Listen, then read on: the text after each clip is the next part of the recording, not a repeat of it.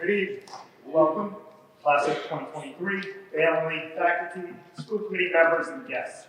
Welcome, and thank you for the opportunity to say a few words to our soon-to-be graduates tonight. This night is all about celebrating you, class of 2023. You're an awesome class. Celebrating all of you is very easy. Tremendous people, you've been leaders in school, you've accomplished great things in the classroom, on the athletic fields, in the community, and on this stage. When I think of this class, I think of you as a class as being exceptionally nice. Sounds kind of simple, but consistently nice is pretty awesome. I've had the pleasure of knowing many of you since you were in kindergarten, and it's been an honor watching you grow up and represent GHS and the Grafton School so well. And think about what I wanted to say to you tonight. A number of random thoughts passed through my mind. As a group, you're absolutely horrible at parking.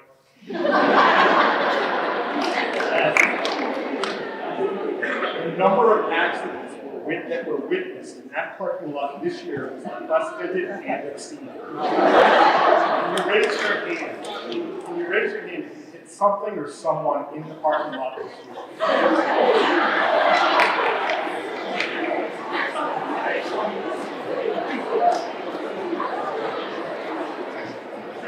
I know that spaces are small, but it was ridiculous this year. On the other hand, we're the best class that I have seen in terms of getting to school on time, believe it or not. And I'm going to miss the predictability of it all as I do traffic duty every morning, as you guys now sleep in. We had Luke Wexler arriving first every day, Cooper soon after, you had Angela, Mika, Gabby, Nicole, all never failing to say good morning. Then the rush at about 7:20. Required, always coming in, yelling at me about something.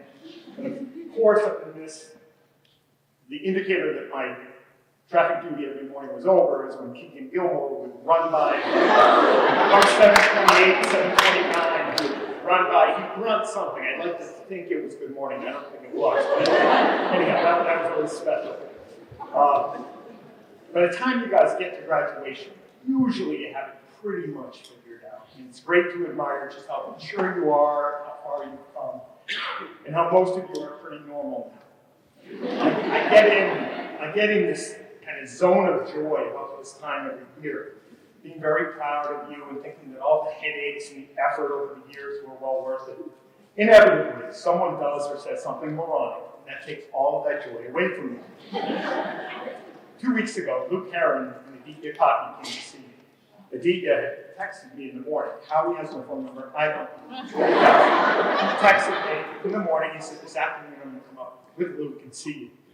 I was excited about it. I thought that maybe they'd tell me how all my advice over the years and the guidance helped them and how I made them a real difference in their lives, or something along those lines. I was really looking forward to it. Instead, they floated the idea of a senior prank by me. Their brilliant idea, and they were serious when they said this, was that every senior would bring a different animal to school with them. They literally talked about cats, dogs, snakes, and farm animals. Once Aditya started talking about cats on leashes, I admit I tuned out and stopped listening. I found myself questioning my career choices. As I watched Aditya's mouth move, I concluded that I was too old to change careers. And I began listening again. Literally, I started listening, and I quote, Aditya says, I can see by the look on your face that you don't love the idea. Is it the kids with allergies that you're worried about? Literally, maybe the worst idea I've ever heard. I've been doing this a long time. Tonight, I decided to focus on an individual in this class who is awesome, and someone who inspires me, Athena Paul. Really. I'd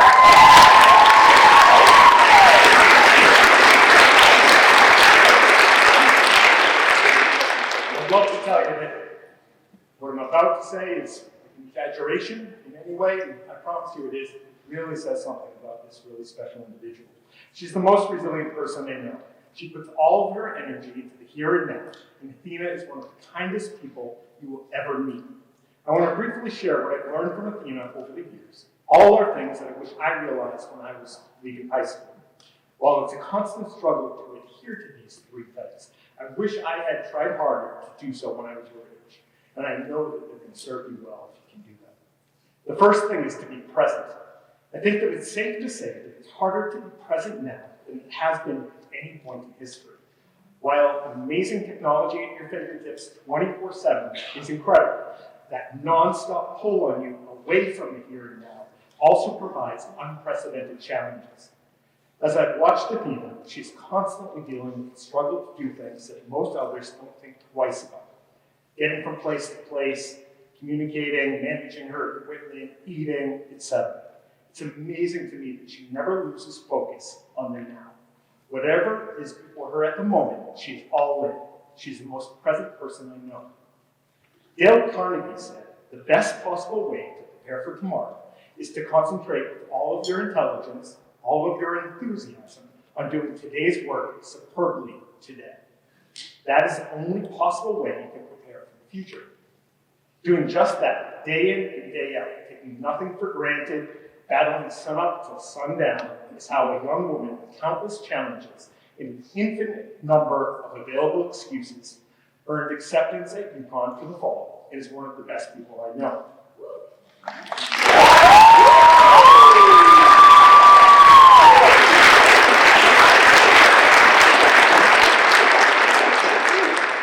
The second thing I learned from Athena is to keep moving forward. We all face challenges. Some are big, many are small. I hear them every morning. Complaints about traffic. Someone took my parking spot. Someone hit my car again. Bad hair days. You're complaining that you can't find a girlfriend. All real struggles for us in the moment.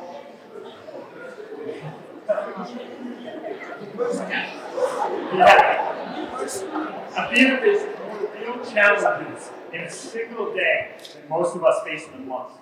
Every time I catch myself being a baby about some perceived wrong or hardship, which is almost always blown way out of proportion in my mind, I think of Athena. At some point, Athena figured out that while many things are out of her control, she can control her dedication to being the very best that she can be, and she can control her will to consistently push through hardship and challenge. One of my all-time favorite quotes is from a Rocky Balboa movie, of all things, in which Rocky speaks to this. He says, the world ain't all sunshine and rainbows. It's a very mean and nasty place, and I don't care how tough you are. It will beat you to your knees and keep you there permanently if you let it. You, me, or nobody is going to hit as hard as life. But it ain't about how hard you hit. It's about how hard you can get hit and keep moving forward. How much you can take and keep moving forward. Athena Paul never stops moving forward. Never. Last but not least, be kind. Not just polite and courteous, but genuinely considerate and generous. Abraham Lincoln said, kindness is the only service that will stand the storm of life and not wash out. It will wear well and will be remembered long after the prism of politeness or the complexion of courtesy has faded away. While it sounds easy, it's often challenging to be kind, and it's surprisingly rare. Few things impact the world around you in a more lasting manner than kindness. And on top of being fiercely resilient and present day in and day out, Athena also manages to be incredibly kind. In this room filled with hundreds of people who have known Athena for years, I guarantee that collectively there isn't one single instance of Athena not being kind. That alone is absolutely amazing. So in closing, Athena, thank you for being an inspiration to me and to all of us. My hope is that as all of you move on as individuals, you'll keep moving forward in a way that makes us proud. Congratulations to the class in 2023, and I wish you nothing but the best. And Aditya, good luck finding a girlfriend at Virginia Tech.